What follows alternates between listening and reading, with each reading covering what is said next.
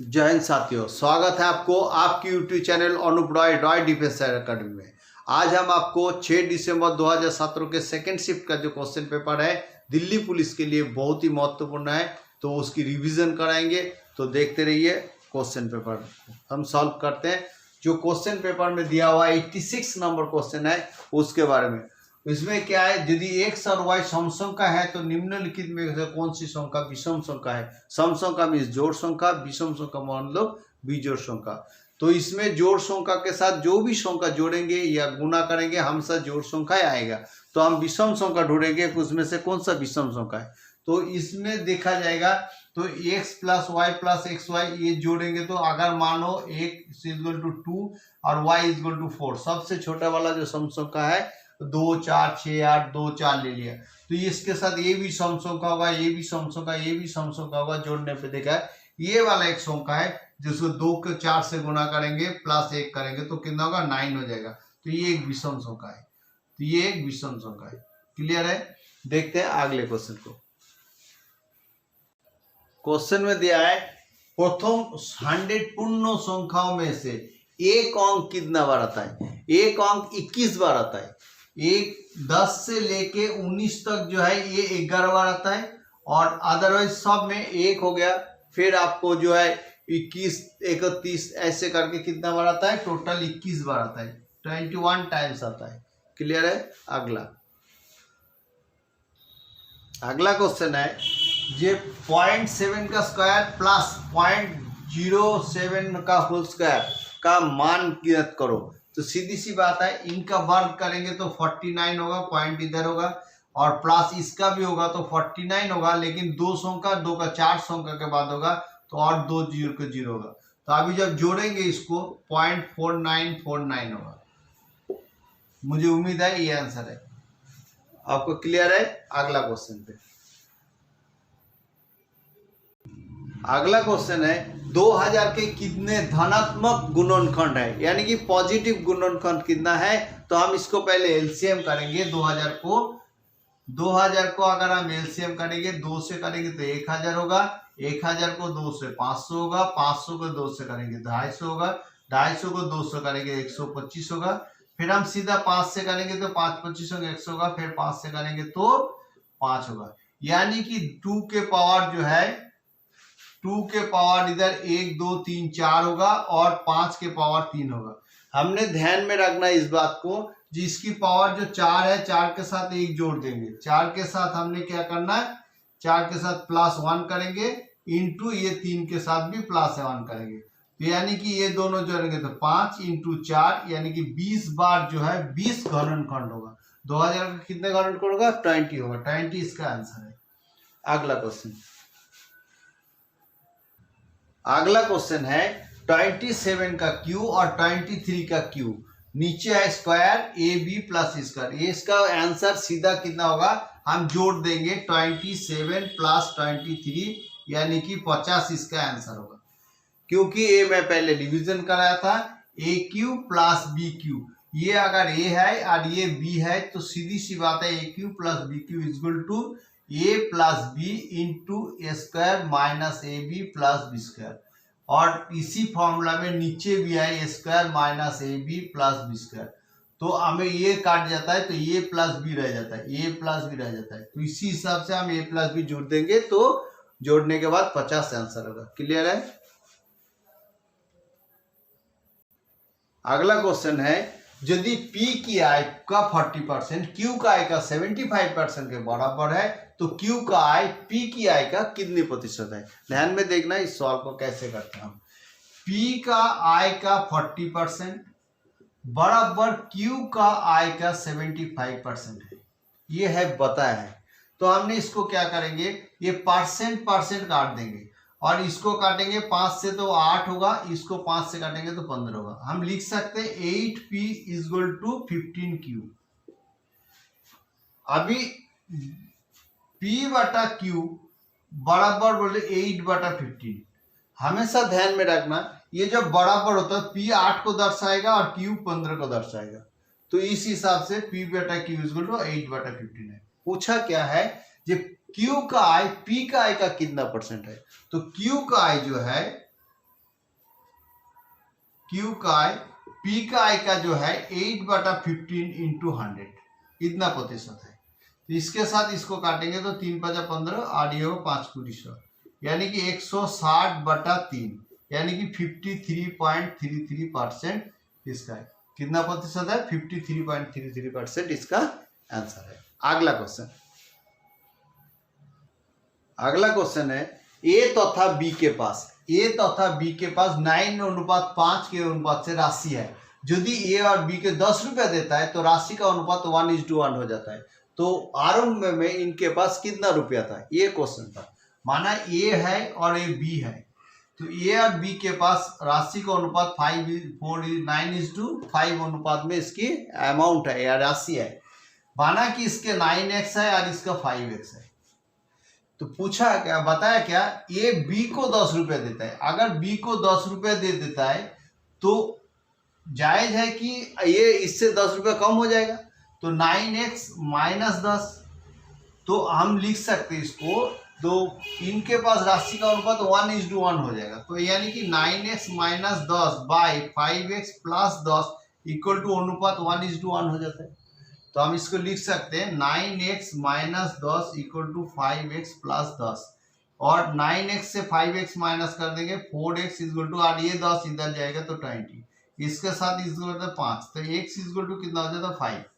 यानी कि इनके पास वर्तमान में राशि कितना है 9 × 5 यानी कि 45 और 5x × 5 यानी कि 25।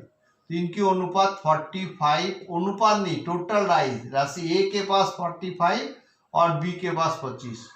ए के पास कितना रह जाता है 45 और बी के पास कितना होता है 25 रुपये। ये 45 और 25 रुपये इनके पास वर्तमान राशि थी।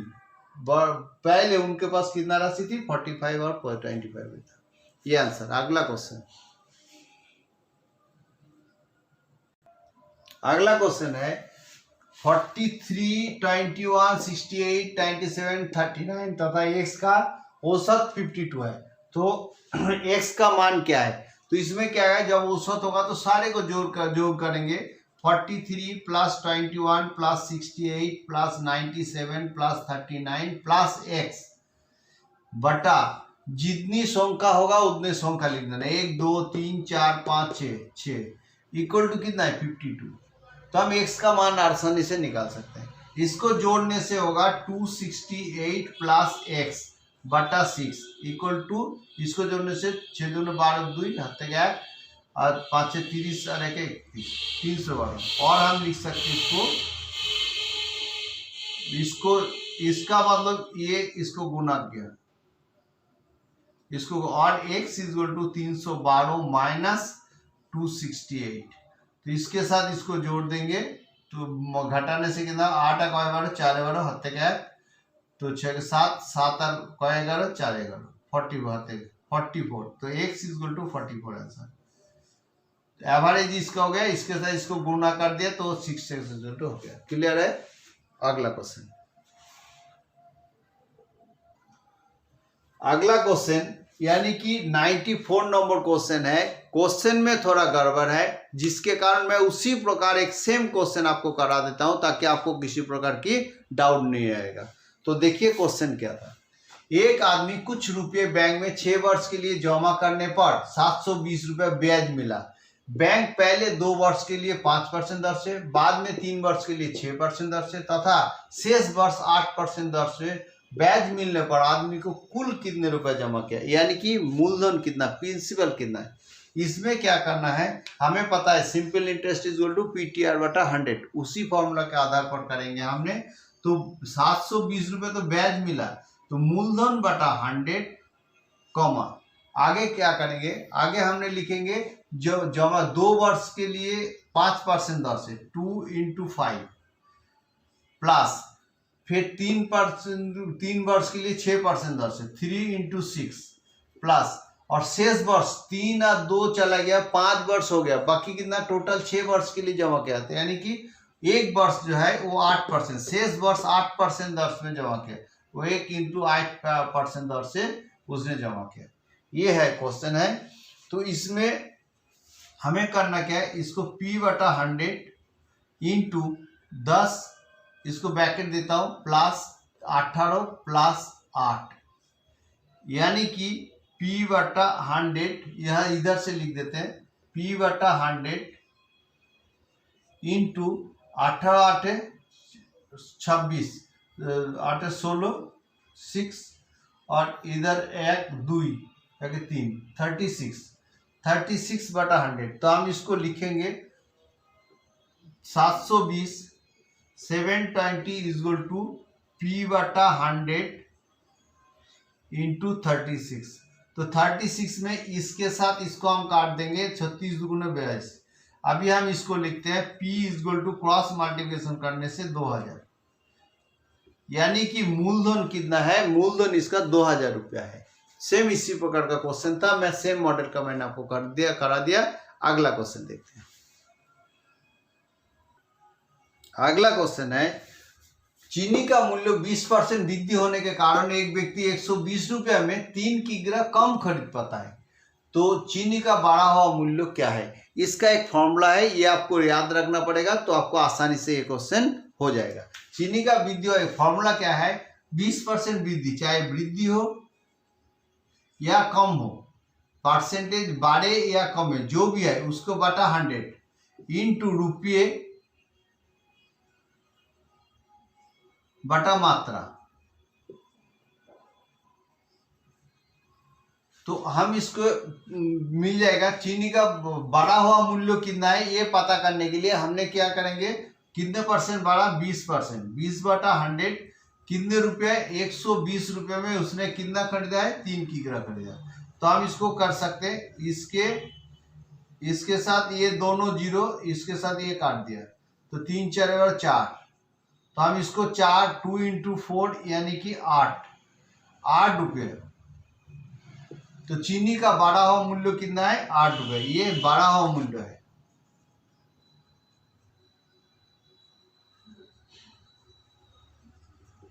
अगर कम होगा तो कम हुआ मूल्य होगा, बढ़ा हुआ मूल्य कितना रुपया है, 8 रुपया है। अगला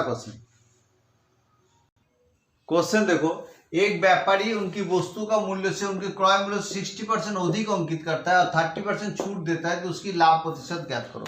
तो करना कैसे है, अगर मान लो 100 रुपया में 60% अधिक है, क्रय मूल्य कितना है, 100 रुपया है, तो इसकी 60% अधिक का मतलब होता है 60 रुपया, यानी कि 160 रुपया पड़ जाता है। और उसके बाद वो 30% डिस्काउंट देता है, 30% अगर वो डिस्काउंट देगा तो ये नहीं कि 60 का 30%, 160 का 30% मतलब होता है परसेंटेज का, ये दोनों काट देता है 48, तो 48 रुपीज होता है। तो डिस्काउंट देने का मतलब माइनस है, तो 160 से 48 निकालने से कितना हो जाएगा, 112 रुपया, तो 112 रुपये हो जाता है। तो यानी कि उसको कितने रुपया लाभ प्रतिशत ज्ञात करो, तो 100 रुपया में खरीदा, 112 में बेचा, तो लाभ प्रतिशत है 112 माइनस 100, यानी कि 12% लाभ है, 12 रुपये उसकी लाभ है। ये इसके आंसर है। अगला क्वेश्चन देखिए, एक त्रिभुज है जिसकी परिमाप क्या 40 सेंटीमीटर है और एक भुजा 11 सेंटीमीटर है, दूसरी भुजाओं का अंतर 3 से और दूसरी 2 भुजाओं जो है इसके अंतर कितना है, 3 सेंटीमीटर है। तो त्रिभुज का क्षेत्रफल क्या है, क्षेत्रफल पूछा है। देखो क्या है, अगर एक भुजा जो है इसकी कितना 11 सेंटीमीटर का है और बोला 2 भुजाओं के बीच में दूसरा 2 भी अंतर 3 सेंटीमीटर, तो यानी कि टोटल जो त्रिभुज की परिमाप है, परिमाप कितना 40 सेंटीमीटर है। परिमाप इसका कितना है, परिमाप है 40 सेंटीमीटर, 40 माइनस 11, यानी कि बाकी जो त्रिभुज का होगा, बाकी जो त्रिभुज होगा तो 29 सेंटीमीटर का होगा। 29 सेंटीमीटर को हमें बांटना पड़ेगा, 2 भागों में बांटना पड़ेगा, ताकि इसका डिफरेंस 3 सेंटीमीटर होगा। तो यानी कि इसका 16 और एक का 13 लेते हैं, तो इसके अंतर कितना 3 सेंटीमीटर का होगा। यानी कि त्रिभुज बी माइनस सी का अंतर है, ये इतना का, तो बी एक बी ले लेते हैं 16 सेंटीमीटर और सी कर ले लेते हैं 13 सेंटीमीटर, ये दोनों का अंतर ये हो गया। तो अभी इसकी परिमाप निकालना है, तो अर्ध परिसीमा कितना होगा, एस, फॉर्मूला क्या है, एस इजल टू कितना है 40/2 यानी कि 20 सेंटीमीटर। तो क्षेत्रफल, त्रिभुज का क्षेत्रफल जो है s equal to s minus a, s minus b और एस माइनस सी, ये फॉर्मूला पता है। अगर वो समकोण त्रिभुज नहीं है तो हमें इस फॉर्मूला के आधार पर करेंगे। तो एस इक्वल टू 20 सेंटीमीटर, हम इसको लिखेंगे 20 इंटू 20 माइनस ए, 20 माइनस 11, दूसरा है 20 माइनस 16 16, और तीसरा है 20 माइनस 13। तो हम इसको लिख सकते हैं रूट ओवर 20 इंटू, ये सीधी सी भाग करेंगे तो कितना होगा 9, इंटू इसके साथ इसको भाग देंगे 4, इंटू इसके साथ इसको करेंगे 13 माइनस 7, 13 7। तो हम इसको लिख सकते हैं, इसको हम एलसीएम करेंगे तो 2 इंटू 2 इंटू 5, 4 5 20, इंटू 3 को तोड़ेंगे तो 3 इंटू 3, और इसको तोड़ेंगे तो 2 इंटू 2, और इसको तोड़ेंगे 7।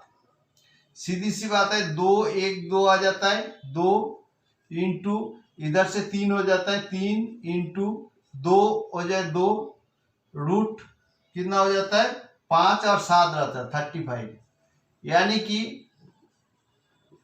3 2 6 6 2 3 2 6 6 12, 12 रूट 35। तो त्रिभुज का क्षेत्रफल, त्रिभुज का जो क्षेत्रफल है वो 12 रूट 35 इसका आंसर आ जाता है।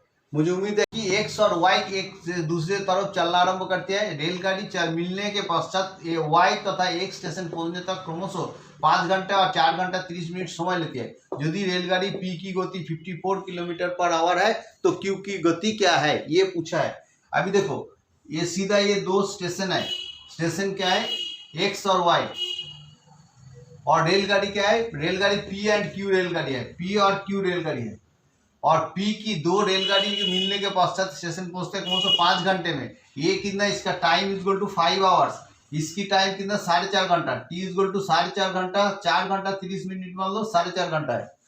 अभी इसका क्या है, इसको जो स्पीड है ये है 54 किलोमीटर पर आवर, और इसकी स्पीड पूछा है, इसकी स्पीड कितना है, क्यू का स्पीड क्या है ये पूछा है। तो अभी हमें पता है speed equal to distance by time, यानी कि distance equal to speed into time, distance equal to cross multiplication distance equal to speed into time, इसी फॉर्मूला पर चलेगा। अभी हमने क्या करना है, इसको पहले P वाला जो है उसका, P वाला है उसका डिस्टेंस कितना है x, माना डिस्टेंस दूरी इक्वल टू x, तो दूरी x है तो x इक्वल टू कितना है, स्पीड कितना है 54 इंटू टाइम 5 आवर्स, ये P के लिए है, P के लिए, और Q के लिए डिस्टेंस कितना है x दूरी है, Q के लिए क्या है, Q के लिए भी सेम है, Q के लिए है हमने लिखेंगे x distance equal to x equal to speed हमें पता नहीं, टाइम कितना 4.5 का मतलब होता है आवर्स। तो अभी हम इसको हटा के ये हम लिख सकते हैं 54 into 5 equal to s into 4×8 9/2। तो अभी हम इसको लिख सकते हैं s equal to 54 into 5 into 2 by ऊपर हो जाएगा 9, 6 9 5 9 45 6 9 54 6, यानी कि 5 6 30 30 60 60 किलोमीटर पर आवर, यानी कि इसकी जो क्यू का जो गति है, क्यू की स्पीड गति क्यू का गति 64 किलोमीटर पर आवर इसकी आंसर है। दोबारा मैं रिपीट कर देता हूं क्वेश्चन को। ये है पी रेलगाड़ी है, ये क्यू रेलगाड़ी है। पी रेलगाड़ी जो है 5 घंटे में पहुंच जाती है वाई की तरफ, और इसकी स्पीड 54 किलोमीटर है, और क्यू रेलगाड़ी 4.5 घंटे में पहुंचती है, और जिसकी स्पीड पूछा है क्यू का स्पीड, तो हमें पता है speed equal to distance by time, इसको distance equal to speed into time. तो स्पीड इनटू टाइम अगर होता है तो पी रेलगाड़ी के लिए स्पीड इनटू टाइम ये हो गया, क्यू रेलगाड़ी के लिए स्पीड इनटू टाइम हो गया। तो दोनों का स्पीड इनटू टाइम किया तो एस का मान हमें निकल गया 60 किलोमीटर पर आवर। क्लियर है? अगले क्वेश्चन देखते हैं। अगला क्वेश्चन देखो, बोला 2 लड़के का वर्तमान आयु का अनुपात 5:7 है, 4 वर्ष पश्चात उनके अनुपात है 7:9 हो जाएगा। तो वर्तमान से 14 वर्ष पश्चात उनके अनुपात क्या होगा? देखो क्वेश्चन क्या है, मान लो 2 लड़का ए और बी है, तो वर्तमान जो है इसका आयु का अनुपात 5:7 है, और 4 वर्ष पश्चात, 4 वर्ष पश्चात है तो 4 वर्ष का पश्चात है इसकी अनुपात कितना हो जाएगा 7:9 होगा। अभी ध्यान दो, यहाँ पर कितना 2 डिफरेंस है, यहाँ पर 2 डिफरेंस, यानी कि अनुपात का अंतर अगर 2 है, अनुपात का अंतर 2 है, 2 अंतर है, तो ये 4 वर्ष को जाहिर करेगा। तो एक अंतर जो है 2 वर्ष का जो है 4/2 यानी कि 2 वर्ष को जाहिर करेगा। अगर ये 2 वर्ष का एक अंतर जाहिर करेगा तो 5 वर्ष अंतर जो है 5 × 2 10 वर्ष का जाहिर करेगा, और 7 वर्ष जो है 7 × 2 यानी कि 14 वर्ष का जाहिर, 7 × 2 यानी कि 14 ईयर्स को जाहिर करेगा।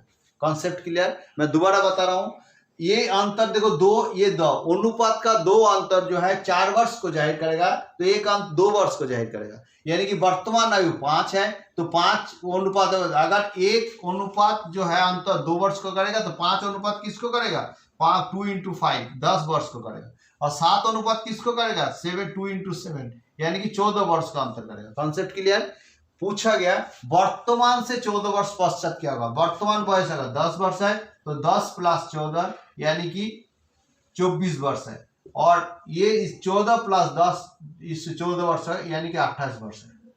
यानी कि पूछा क्या है उनकी आयु का 14 वर्ष पश्चात उनकी आयु का अनुपात कितना होगा, तो 14 और 28 में इसको काटेंगे तो 4 × 6 = 24 6 है, और 4 × 7 = 28 7 है, 4 से काट दिया तो 7 है, 6:7 इसकी अनुपात हो जाएगा। क्लियर है? देखते हैं अगले क्वेश्चन को। क्वेश्चन देखो, सी, डी तथा ई मिलकर एक कार्य को 12 दिन में पूरा कर सकता है। सी की कार्य क्षमता डी को 2 गुनी, मतलब डी से उसका 2 गुनी है, और ई की क्षमता डी की 3 गुनी है, तो सी अकेला उस कार्य को कितना दिन में करेगा। देखो सी + डी + ई तीनों मिलकर उस कार्य का 12 दिन में करता है, तो इनका एक दिन का कार्य 1/12, और डी का एक दिन का कार्य प्रश्नानुसार सी की क्षमता डी की 2 गुनी है, यानी कि सी का कार्य क्षमता डी का एक दिन का कार्य 1/x, और सी का एक दिन का कार्य 2/x, क्योंकि उसका वो जो है 2 गुनी है, तो अगर डी एक दिन में जो काम को करेगा तो सी उसको आधा दिन में करेगा, दुगुना कार्य क्षमता है। तो उसी प्रकार ई का एक दिन का क्षमता, ई का एक दिन का कार्य जो है 3/x है, एक दिन का कार्य है। तो अभी हम इसको लिख सकते हैं 1/x + सी, सी का कितना है 2/x + 1/x + 3/x = 1/12, और हम लिख सकते हैं x कॉमन लिया तो 2 + 3 1 + 3 बटा 1/12, यानी कि 6/x = 1/12, तो यानी कि x = क्रॉस मल्टीप्लिकेशन 6 × 72, x का मान क्या है 72 है, और यहाँ पर पूछा गया ई अकेला उस कार्य को कितना दिन में करेगा, तो ई का जो कार्य क्षमता वो है 3/x, और तो ये ई अकेला उसको हमको क्या करेगा, ई का 3/x, x का मान क्या है 72 है, तो 72 का एक दिन का 72, तो अगर हम इसको लिखते हैं x दिन का इसके साथ काट देंगे तो कितना होगा 24 होगा, यानी कि 24 डेज में काम को करेगा, दिन लगेगा। ई को उस काम को करने के लिए समग्र काम है, एक काम को करने के लिए उसको 24 दिन का टाइम लगेगा। क्लियर है? मुझे उम्मीद है पूरे क्वेश्चन मैंने करा दिया, आपको अच्छा लगा होगा। अगर अच्छा लगता है तो लाइक करना, शेयर करना। Thank you and have a nice day.